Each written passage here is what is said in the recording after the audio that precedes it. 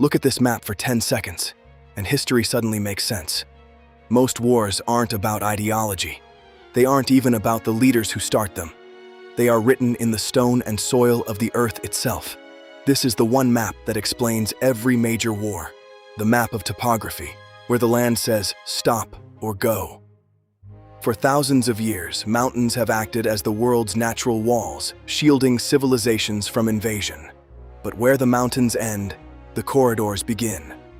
These are the highways of history where armies have marched for centuries. Take the North European plain. It is a featureless expanse stretching from France deep into the heart of Russia.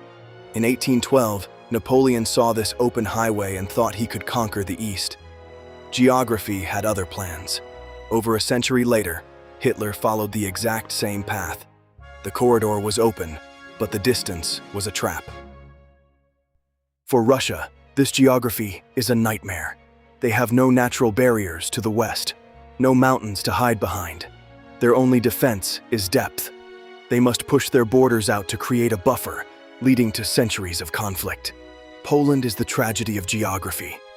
A flat land sitting right in the narrowest part of the European corridor.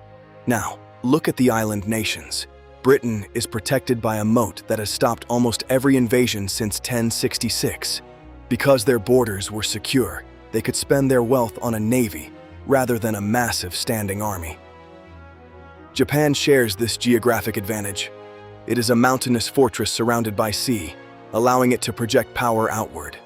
But the ultimate geographic winner is the United States.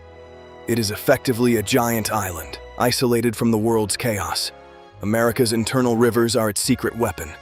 They created the cheapest transport network in human history. With oceans for borders and weak neighbors, the US never has to worry about an invasion of its homeland. Look at the border between India and China, the two most populous nations on Earth. They should be at war constantly. But the Himalayas make a large-scale land war impossible. You cannot move a modern army over the roof of the world. Then there is the Middle East, the opposite of a fortress, a wide-open crossroads between three continents. Here, the flat geography has invited empire after empire to fight for control of the world's trade routes.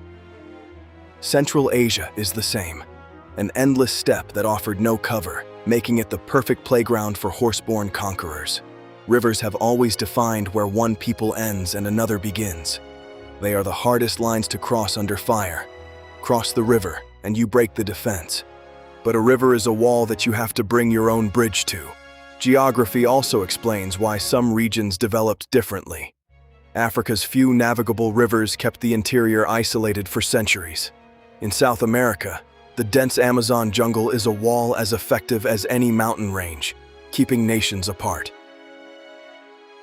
In the age of jets and missiles, does geography still matter? Can't we just fly over the mountains? Technology changes the speed, but not the stakes. You can bomb a city from space, but you can only rule it from the ground. Leaders come and go, governments fall, but the mountains and rivers are permanent. They are the script of history. Every peace treaty is just a temporary agreement with the terrain. Geography always gets the final vote.